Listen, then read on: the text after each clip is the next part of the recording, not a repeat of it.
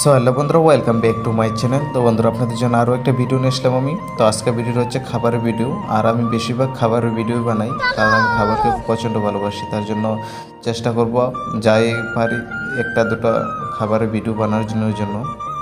আর আমার ভিডিওটা যদি আপনাদের ভালো লেগে থাকে তার লাইক কমেন্ট শেয়ার করে দিবেন এবং একটু সাপোর্ট করতে পারেন।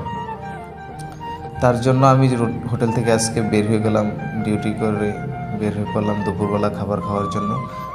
তো আমি যাচ্ছি আর আমার একটা ভাই যাবে। তো বলতেছে যে আমিও যাবো, আমাকে নিয়ে যাও। তো আমি বললাম চল, যাবি যখন। তো আমি যেই প্রথমে দেখলাম কি আছে, দেখি ফ্রাইড রাইস আছে, চিকেন ফ্রাইড রাইস। আর আমার এই চিকেন ফ্রাইড রাইসটা খুবই ভালো লাগে ভাইয়ার হাতে খাবারটা।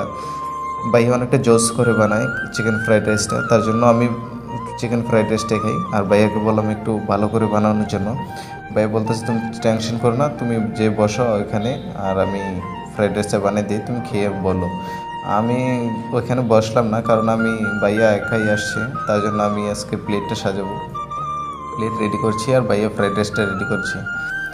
তো আমি এখানে আসি কারণ ভাই ফুটপাতের খাবার আমার কাছে খুবই ভালো লাগে। আর ভাইয়ার হাতের ফ্রাইড রাইসটা তো জাস্ট বলার কিছুই নেই। আপনারা যদি না খান তাহলে বুঝতে পারবেন না। ও এমন বড় বড় রেস্টুরেন্ট আছে যা ফুটপাতের খাবারের কাছে কিছুই না। আর আমার কাছে এসব খাবার খেতে খুবই ভালো লাগে। তো আমি খাবারটা নিয়ে চলে গেলাম টেবিলে। তো খাবারটা খাবো এখন। আর আমার হাতে সময় খুবই কম, চলে যেতে হবে, কারণ কেউ নেই ভিতরে, তার জন্য চলে যেতে হবে তাড়াতাড়ি। তো ভিডিওটা করতেছে আর আমি তাড়াতাড়ি খাচ্ছি।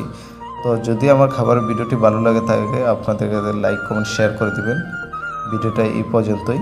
যদি আরও ভিডিও আসবে, খাবারের ভিডিও দেওয়ার জন্য আমি চেষ্টা করব।